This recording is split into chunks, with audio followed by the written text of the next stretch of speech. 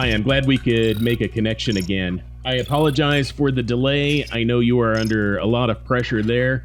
We had some events here in local time that demanded our attention. So as I went through this exploration of dystopian literature, I thought it might be handy to be able to define a particular setting as it relates to our own modern day, and also in a way that relates to our particular interest here, which is library information sciences. So naturally, a cataloging system, of course. So if you've watched the first 3 videos, you'll have a leg up on how this is going to break down. And I'll go through it step by step. There's several different aspects to this classification system, and each points out a different aspect of a dystopian, utopian, or apocalyptic setting in relation to the modern day equivalent. So at any time, even if things change over time, you'll be able to look at a dystopian setting relative to today, or tomorrow, or 20 years into the future. So let's just jump into it. The first digit of the classification system is either, very simply, the letter A for an apocalypse, the letter D for dystopia, or the letter U for utopia. We're defining these pretty much in the traditional way. A utopia is an idealized, harmonious society. In apocalypse, some sort of chaotic collapse or post-collapse survival is going on. And a dystopia is an oppressive, controlled, or deeply flawed system. It occurred to me that when we're looking at these, each of these really has a unique sort of information identity. Utopia information transfer would ideally be either free-flowing or at maximum benefit to the society or creating the conditions that lead to the utopia. In apocalypse, something has happened that all information transfer has been affected in one way or another. In a dystopia, information transfer is affected usually in a negative sense, and usually the cause is the information transfer systems themselves. So we have first digit, U, A, D, whichever one you believe this system falls into. I know it can be hard to tell the difference between a utopia and a dystopia from time to time. And sometimes the lines get blurred between an apocalypse and a dystopia. And to some extent, this is all going to be subjective, you'll see. And that's okay. But you're going to get close to the same answer as somebody else most of the time. And as long as it serves as a focal point for the conversation, mission accomplished. The next digit in the classification system has to do with population density. Now, what we're talking about here is the population as it is relative to modern day. The scale is a 0 through the letter A. A representing 10 or the maximum population imaginable. Just as a little detour, I came up with this scale with a friend of mine, Mark Smiley, who is a publisher, illustrator, owns his own IP, does a lot of things. You can check out all of Mark's stuff on DriveThruRPG. And if you simply go to DriveThruRPG, type in Mark Smiley, and you'll get a list of everything that Mark does. Please support independent writers and purchase things when possible from sites like DriveThruRPG, who pay a much higher royalty to their content creators and IP owners. It's very sustainable, and you can find a lot of great content there without having to resort to another outlet which may or may not have such a favorable return to an artist. Mark suggested that we use a scale from the old Traveler role-playing game, and that's what we decided to stick to. This 0 to A scale relative to modern day, where the number 5 is today. So anything of a population of 5 would be equivalent to modern day.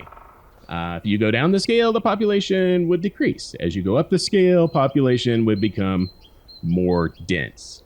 The idea of this is, if you go back to video 3, what we're talking about is the number of available source and decoding points. And that's why population is important. If there's only 2 people, you're only having that transmission back and forth between 2 people.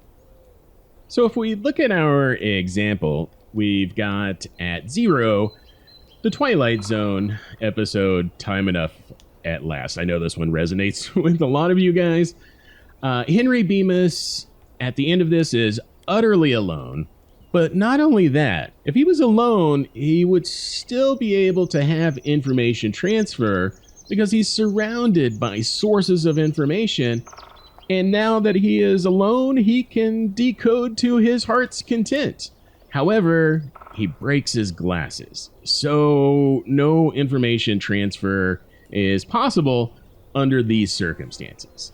At the opposite end of the scale is the Matrix. The world is overpopulated, crowded to the brim with human beings acting as batteries for the machines.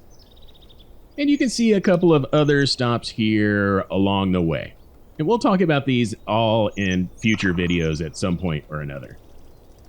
The next digit in the classification system is social constructs for information. And this is a pretty broad category. This can mean just social agreements. This can mean physical information transfer systems.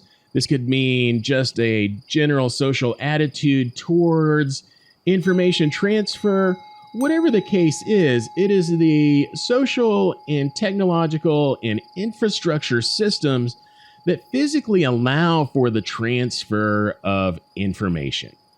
So, again, down here at 0, our friend, poor Henry Bemis, represents no infrastructure whatsoever. He's the only person left, so he can't form any social agreements to support information transfer. He's broken his glasses, which were probably the last information transfer system left on the planet that he could use, so he's at a 0. And again, at the top is the Matrix. Information transfer is literally woven into the reality of everyone on Earth.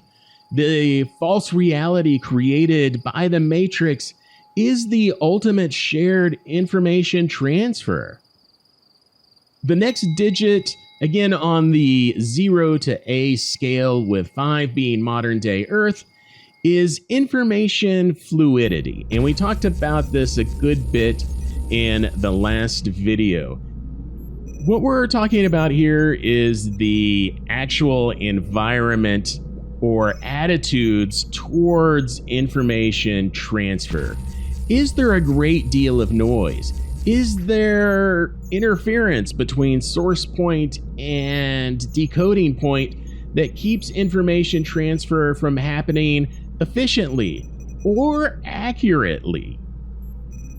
So again, poor Henry Bemis is sitting here at a 0 because there really is no possibility of information transfer.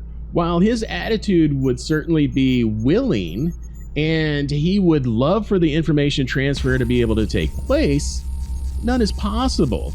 So his attitude has to be somewhat despair. Again, if we look at our example of the Matrix, information transfer is custom designed for each individual human's needs by an omnipresent AI that knows everything that it wants and everything that it needs, but not only that, is able to separate out the inconsistencies of a life to make sure that people feel like this is, in fact, reality. The last signifier in the cataloging system is the core driver. And this can be a 1, a 2, or a 3, or any combination of those. It could be 1, 2, 3. It could just be a 1. It could be 2, 3. But what these are is the indicator for the previous 3 categories as to which one is most impactful in this setting. So, for example, if it's signified as a 1, then population is really the biggest problem. If it is a number 2, then social structure is the problem. And if it's number 3, it's the information fluidity. And you can use any combination again of these. So it could be population and social structure, or population and information fluidity. And again, all of these are very subjective. But if they get the conversation going, and that conversation is about the ease or the difficulty or the nature of information transfer, then we're on point to have further discussions about the impacts of different things in dystopian literature and apocalyptic settings and even utopian settings that might apply to modern day librarianship.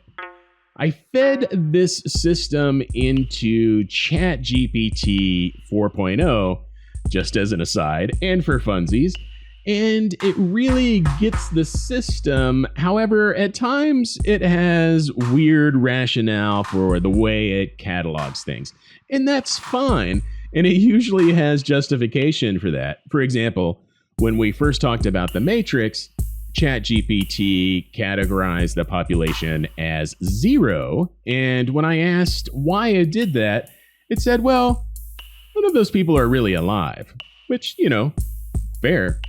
So I will link a spreadsheet in the comments to this. Feel free to edit. Please make comments as to your rationale for editing anything that you do. I'd love to hear your feedback on this, so feel free to edit this spreadsheet of the top 100 pieces of dystopian, apocalyptic, and utopian literature classified by this system. Would love to see it. It would be fun. And next week, we'll talk more about some specific challenges to librarianship, and we'll look at examples of how religion might fill those needs for an apocalypse librarian or a dystopian librarian in the future. Thanks again. If you're enjoying this content, please like, subscribe, share, tell friends, whatever you can do to pass the word along, and let's turn everyone into a qualified apocalypse librarian.